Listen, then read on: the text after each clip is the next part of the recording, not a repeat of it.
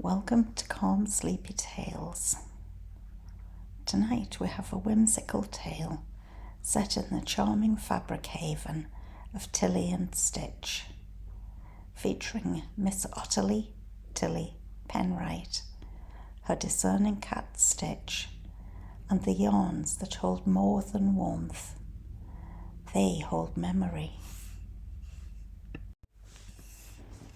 First, let's begin by letting go of the day and enjoy this moment of stillness.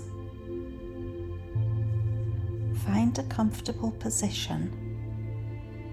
Let your head rest and close your eyes. Take a slow, deep breath in and gently exhale.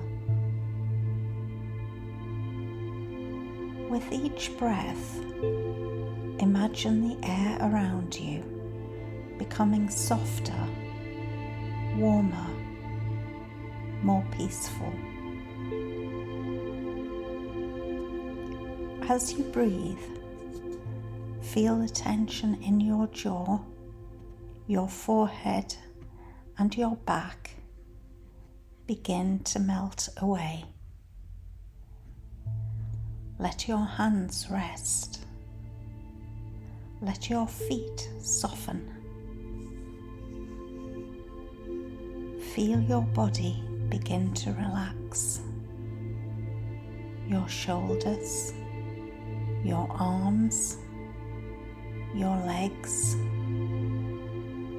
slowly becoming heavier, as if they're sinking gently into the bed beneath you.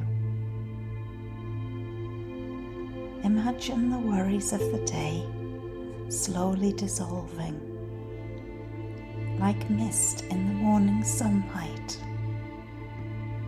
drifting away, leaving only peace behind. You are safe. You are warm. You are exactly where you need to be.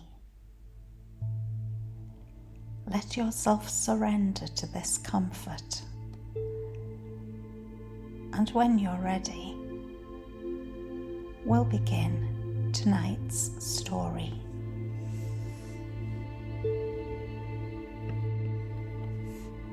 It was a Tuesday that smelled like cinnamon toast and fog. Exactly the sort of day when the wool spun from rainclouds began to murmur. Inside Tilly and Stitch, nestled between the misty teacup tea room and the ever-ink-smudged windows of nettle and nib, the shop shimmered with its usual sleepy magic. Lavender shutters swung in the breeze, and a chalkboard by the door read in looping script, "Curious hands welcome, socks optional." This week's yarn mood, contemplatively stormy. Tilly herself was perched behind the oak counter, winding a skein of cloud grey number 9, a whisper soft wool said to be collected from morning mist of the dales. Her fingers moved deftly, and she hummed a tune known only to wool and cats.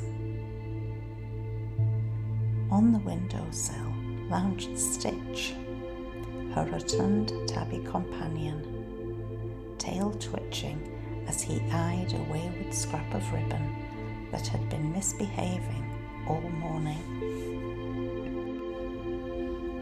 Suddenly, the front bell jingled, not the usual polite tinkle, but a rather emphatic jingle-jangle, like someone being chased by a thought too large for their coat pocket.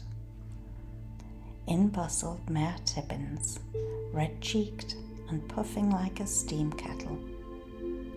"Miss Penwright," he gasped, "I'm in urgent need of a scarf." Tilly looked up through her ever-askew spectacles, the corner of her mouth lifting. Is that so, Mayor? And what's the nature of the emergency? Political chill? Dignity draft? Mayor Tibbins dabbed his brow. No, it's my niece. She's to be married this Saturday in the Widdersham Conservatory, and I promised her a gift, something special, something warm of shoulder or spirit. Both, he said miserably, but I've forgotten how to remember what matters. At this, Stitch blinked slowly and leapt down from his perch, tail high like an exclamation mark. He trotted straight toward a cubby labelled Yarns of Emotionally Complicated Weather and pawed pointedly at a skein that shimmered like the thundercloud remembering its first rainbow. Tilly nodded. Wool spun from rainclouds. Tricky stuff. It remembers what you've lost and what you've still to find. Shall we? And so the mare sat, awkward at first, beside Tilly at her knitting nook, the room filled with soft clicks of needles and the murmuring of old yarn. As they knit, Tilly told stories of the scarf she made for the town's statue that forecast snow, of the time Stitch refused to let her sell a bolt of melancholy satin to a travelling magician, and the curious night the backroom's talkative threads formed a love letter in Morse. I remember when I first learned to knit, the mare murmured finally. My sister taught me. The stitches felt like a language no one had ever lied in. Tilly smiled. Well then, let's knit that into the border. By evening, the scarf shimmered like memory made tangible. Threads of cloud grey, dreamy blue, and a single strand of starlight Tilly pulled from a forgotten drawer. She sewed in a secret, a tiny silver button shaped like a lark, hidden at the neck, to remind her to sing even on rainy days.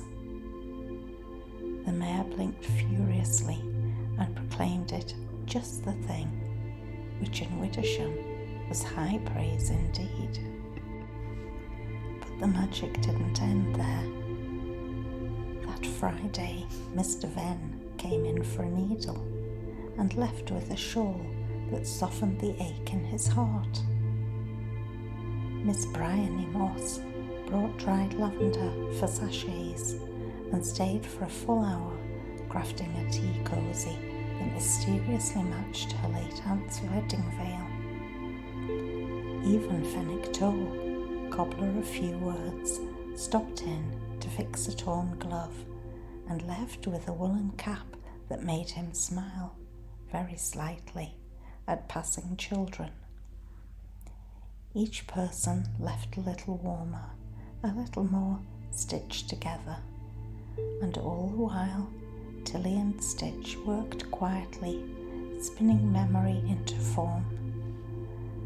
One twilight, as snow whispered against the lavender shutters, a little girl stood shyly in the doorway. She held no money, only a drawing of a kitten made with great sincerity and too much glitter.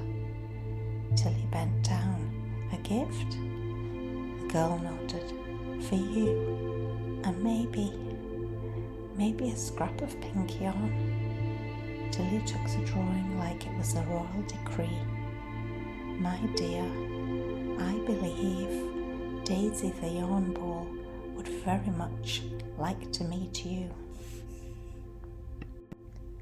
And so the shop went on, threaded with wonder. At Tilly and Stitch, Fabric didn't just cover, it comforted. Wool didn't simply warm, it remembered. And yarn, well, yarn told stories long after the needles stopped.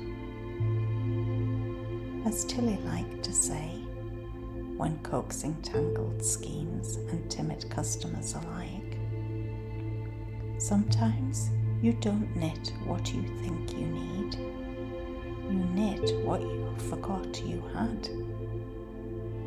And somewhere, stitch purred in agreement.